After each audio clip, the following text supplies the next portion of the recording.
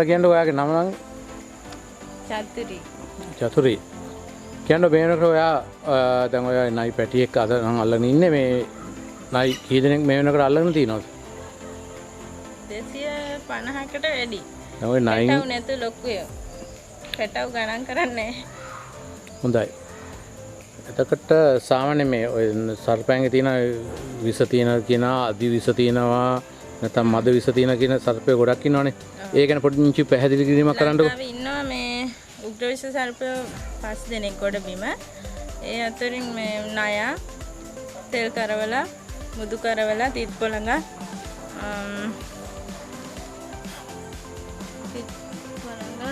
වැලි පොළඟ තමයි තෙල් කරවල මුදු කරවල නයා ඒ 5 දෙනා මුදෙත් ඉන්නවා ඒ වගේම. මුහුද ඉන්නවා කියන්නේ වැල්ලේ ඉන්නවා වැලි පොළඟ ඒ විදිහට.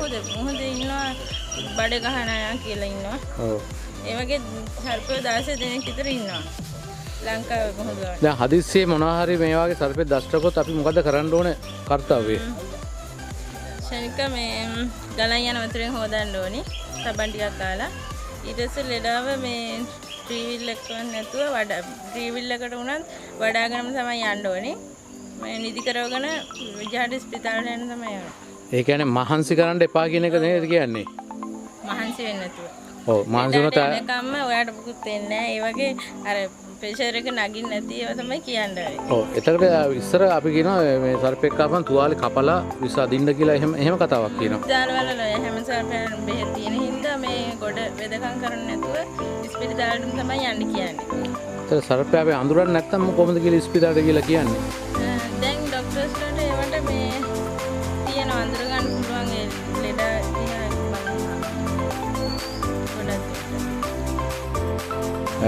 වාට මේ වෙනකට සර්පය දෂ්ට කරලා තියනවද නැද්ද මේ වෙනකට?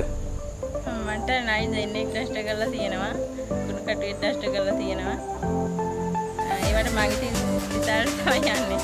කුණු කටුව කියන එක මේ සාමාන්‍ය අපේ අහල පහල ඉන්න සර්පෙක්. ඒ කියන්නේ අපේ පසුබිමේ ඉන්න සර්පෙක්. ඒ සර්පයා එච්චර උග්‍ර විස තියෙන සතෙක්ද? මද විසට තමයි අයත් වෙන්නේ උනාට දැන් අපි කන කෑම දීමත් එක්කන් ඇඟට ඔරස් දෙන විදිහ වෙනස්. එක්කෙනාගේ විදියට වෙනස්. ඔය යාළුවනේ ඔන්න කිව්වා කුණු කටුව කියන සර්පයා අර්ධ විස තියෙන සර්පෙක්. නමුත් අපි කන කෑම බීම එක්ක මේ සර්පය විස අපිට උග්‍ර විස වෙනවා කියලා. ඒ කියන්නේ මොන වාගේ කෑම අපි කාලා හිටියොත් අපිට විස වෙන්නේ. දැන් නම් ඉතින් හැමෝම කඩෙන්නේ කෑම කඩේ කිලෝට ගේන්නේ හැමදේම.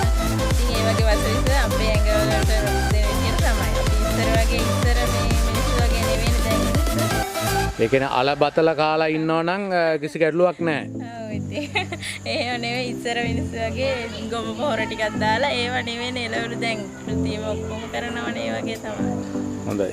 78යි 6යි 7ව 3යි 635. හරි මේකට දැන් දුන්නොත් ඔයා එනවා.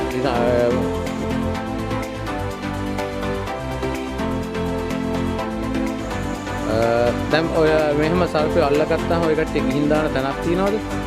එහෙම නෑ ගොඩක් වෙලාවට මේ අපි රක්ෂිත වලට තමයි ගෙනින් දාන්නේ. යාල් පුළුවන් නම් යාල්ට දීලා